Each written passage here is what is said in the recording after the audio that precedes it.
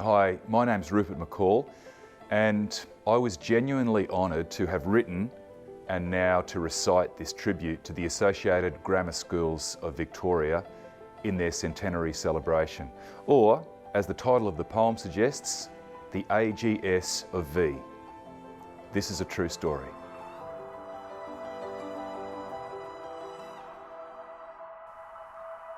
Devotion to the game you love, the thrill of hard-earned crowns, enjoyment through the ups in life, persistence through the downs, commitment to a common goal, priority with team, endurance through adversity, investing in a dream, respect for those who mark the lines allowing you to play, the fair and decent principles that always light the way, honour, passion, loyalty, the pride of battles fought, the simple, humble beauty of this thing we know as sport. And all of these ingredients are akin to what we see in the celebrated journey of the AGS of V. Assumption, Mentone, Marcellin combined in the vicinity of Ivanhoe, Peninsula, Camberwell and Trinity. The cry of Penley Essendon with Yarra Valley Grammar, it completes the crest of colleges competing for the glamour of a title etched in history with memories aplenty. But to visit the beginning, we return to 1920. When amateur athletics sparked an optimistic dawn and the letters that we know today were rearranged and born, a different school conglomerate was tribally immersed. They ran, they threw, they jumped, they flew, and Camberwell was first. Caulfield's Billy Morecambe chaired the early congregation.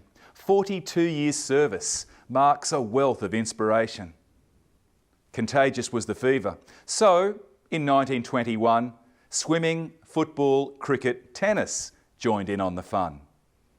Other sports would follow in the post-war grammar years, aided by the hallowed hands of priceless volunteers. Basketball and volleyball and badminton and soccer, hockey, netball, softball added substance to the locker. Yes, boys displayed tenacity, but girls were just as primed. And one day in the future, competitions were aligned. As touch enriched the modern mix, inclusive angles grew, cross-country made its presence felt, and table tennis too. Chapters were evolving, yet horizons were reliant on the view obtained by standing on the shoulders of the giant. Sir Billy aforementioned, Bunny Gramlich after that, Jock Herbert served when Trinity was strong with ball and bat, which delighted Ian Munro, who was epic in his prime. These celebrated servants who extolled the test of time, like the teacher, coach and master who was never scared to play 'em, the many sporting aces up the sleeve of Alan Graham. The voice of Nigel Kendall too, triumphantly instilling it, and the 90s left him smiling, because Ivanhoe was killing it. Yarra Valley sportsmaster and soon-to-be EO, Alan Crawley's legacy forever stands aglow. Yes, vigilance of vision was ingrained in the affairs of the many secretaries and the energetic chairs. Instrumental in the feat of giving girls their rightful crown, from the hallowed halls of Haileybury, the mighty Morris Brown. Ray Carroll at Assumption, Ian Mason ruled the court, and his Camberwell compatriot, Ron Wootton, loved his sport. It echoes in the logo. Such a consummate creator. Another crack contributor, the wonderful Rob Slater. Marcellin rejoices Justin Abbott's treasured reign, while pegs were firmly fastened to the feats of Catherine Lane, on a banner of achievement in the absence of conjecture. Family, the fighting force of Ken and Dustin Fletcher. The pen of Stephen Brennan writes a most impressive tale. Brendan Marnie's mission shone with green and gold regale, colours worn by Lethbridge on his medal-winning spree, having scorched the track at Camberwell and coached at YVG. Rod Lambourne led superbly in his blue, gold blue apparel, while the dig set spike was legendary from Mrs Mary Carroll.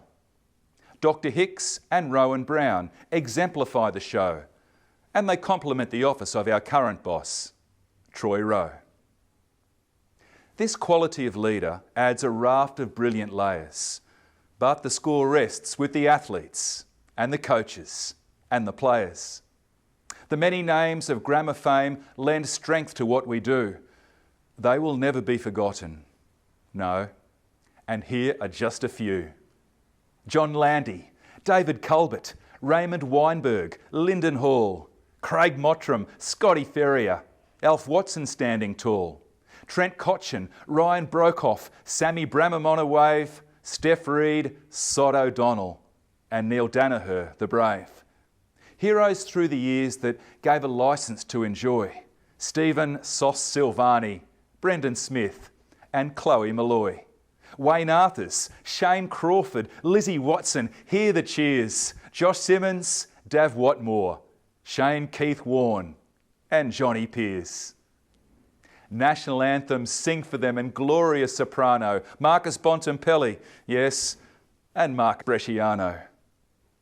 Well, they fly the flag for many who personify the rule with a kindred kind of excellence, the pride of self and school. And the hum of healthy body, with adrenaline combined, has an academic bearing on the sum of healthy mind, as the beauty of the balance and the educated spread lays a very special platform for a life that lies ahead. Well, now the sound of a centenary is beating with the drum. 100 years behind us, friends, 100 more to come. No matter what your war cry in the context of the mission, stand tall amidst the pillars of this marvellous tradition. Pay homage to the warriors, unsung and ever strong. When the memories come calling, rest assured that you belong. In the magic of this moment, be as proud as you can be. Then raise your glass with honour to the AGS of V.